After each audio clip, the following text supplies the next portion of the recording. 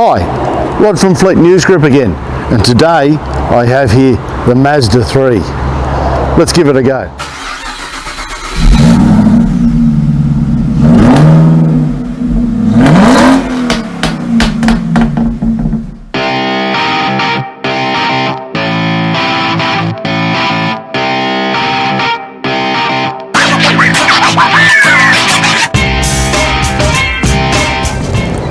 And remember, if you like these videos, remember to hit that like button down there below, as well as the subscribe button and the notification bell.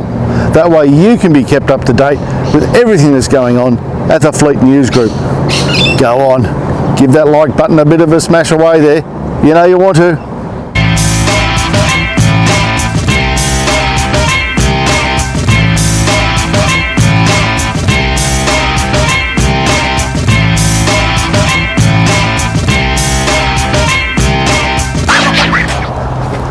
I've always been a fan of the styling of the Mazda 3. I think it's a very elegant and sleek design.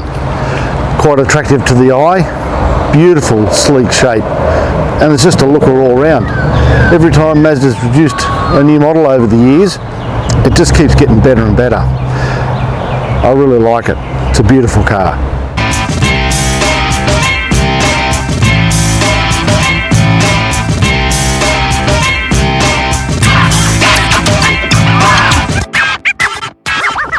Well, what's under the bonnet?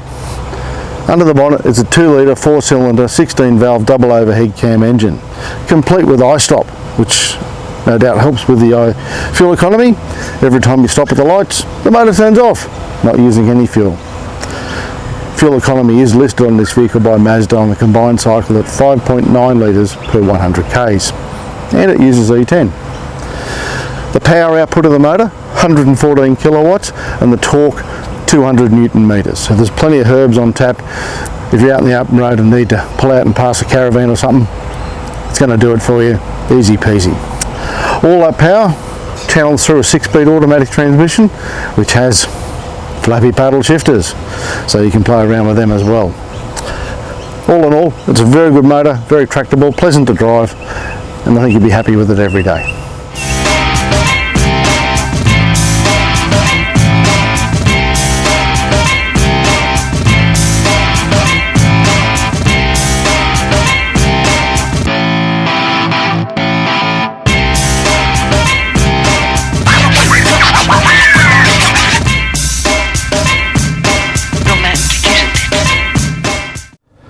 Well, here I am sitting in the driver's seat of the Mazda 3 G20 Evolve. Very nice environment here. I've always liked the design of the Mazdas there. Very well laid out, easy to use. We've got the nice leather wrapped steering wheel here. All the controls in easy reach on either side of the steering wheel. Very nice. We've got a very easy to read instrument cluster there. Combination of digital and analogue gauges there, but nice and easy to read. We've got the very large 10.25 infotainment screen, because this car has the optional vision pack, which we've got to step into reverse here quickly. You can see activates all the cameras, including the 360 degree camera there as well. Very good. Nice soft touch leatherette type surfaces.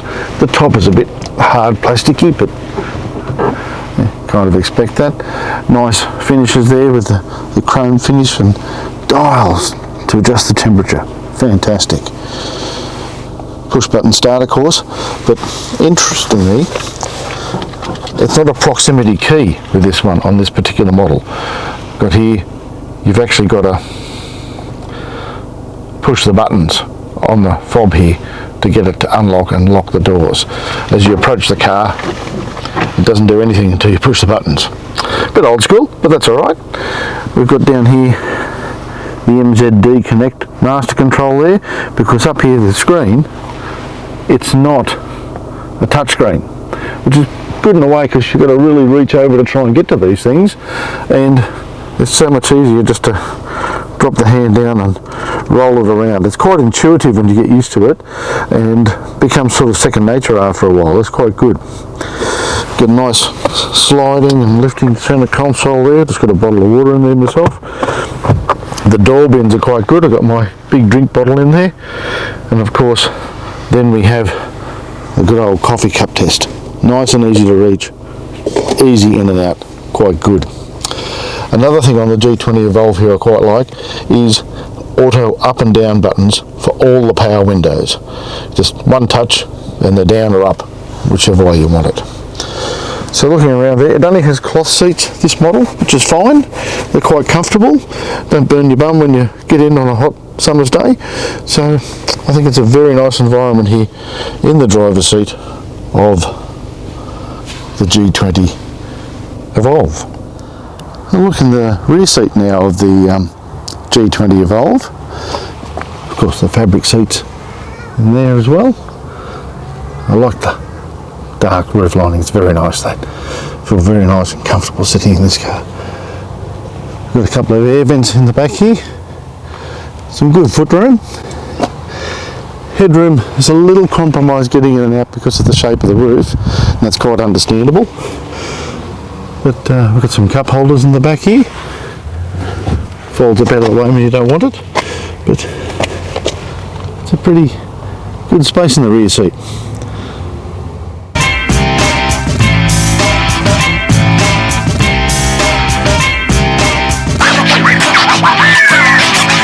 Well, what's under the hatch? Let's have a look.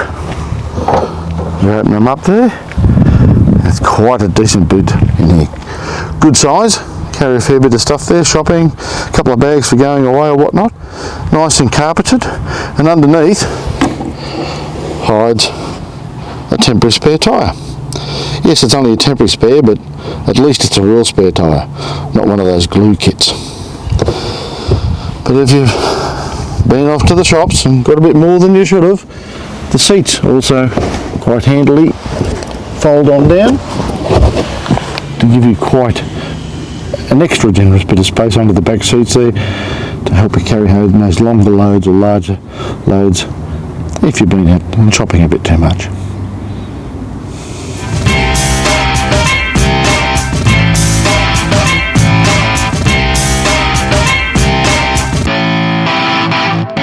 Well, what's it like to drive? It's very nice. The 2-litre motor is quite responsive. Whenever you need to put the indicator on and pass someone, just put your foot down and away she goes quite nicely. The motor noise is never intrusive in this car. It's a very quiet car to ride in. It's probably a little bit noisier at the moment because I've got the rear seat folded down with something I'm carrying, but it is just a very well set out cabin. You feel very nice and ensconced in this car. Probably helped a lot with the dark headlining there, black. It's quite nice that I like that. It gives it a sporty feel and you feel really deep down inside involved with the car. It's just a nice feeling around this car. Cruises along nicely on the highway. We've got the 2 buttons to push to get the cruise control active.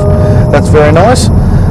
It does bing in with the speed. Every time it changes the speed limit, you go through, it bings to tell you about that.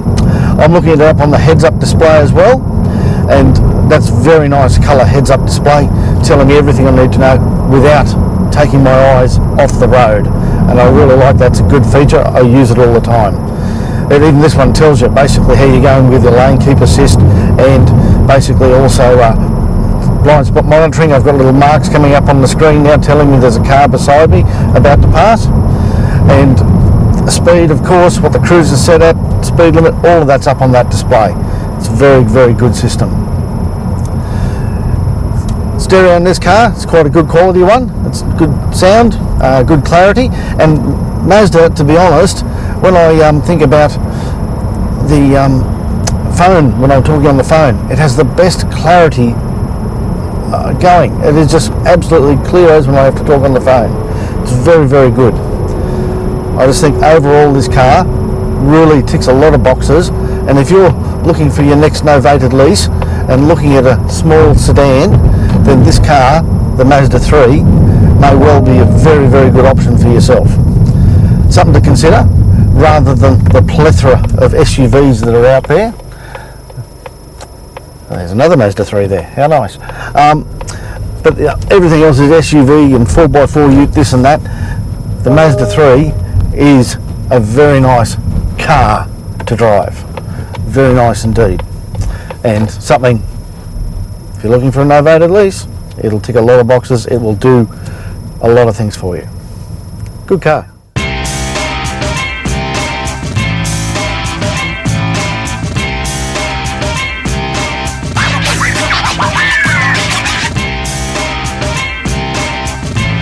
Well, what's the ownership experience like? Number one, Mazda, like it does in all its cars, offers a 5-year unlimited kilometre warranty. Service intervals for this car are every 12 months or 15,000 Ks, whichever occurs first. And Mazda has a pretty unique thing on their website where you can actually look up the cost of your next service in advance, and it sets out for the life of the car what each of the services is going to cost.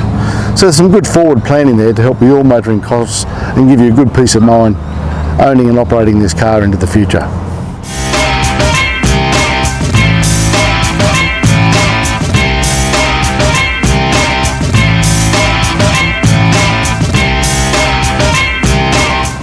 Well, what's it cost?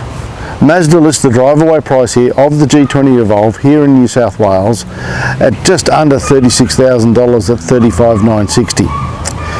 That includes as well the jet black paint job at no additional charge.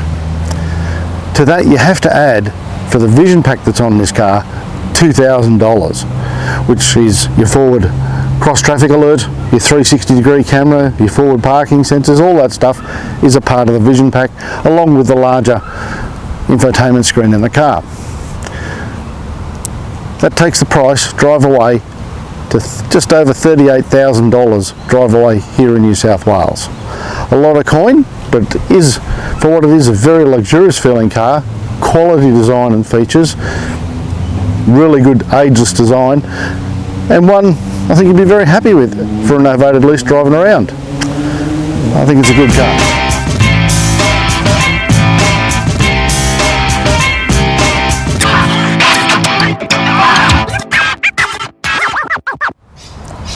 If you're in the market looking for a new hatchback for your next novated lease, why not consider the Mazda 3? It's quiet, comfortable, very responsive to drive, very comfortable and well appointed. Looks classy and stylish, has a different look to anything else on the road. I think it's a very nice colour. And mind you, black might be a bit of a bugger to keep clean, but by geez they look good when they're nice and polished up. If you like these videos, please hit that like button below, as well as the subscribe button and the notification bell. That way you can be kept up to date with everything that's going on at the Fleet News Group. I'm Rod. Thank you very much for watching. I hope you enjoyed the video and look forward to seeing you next time. Catch you then. Bye.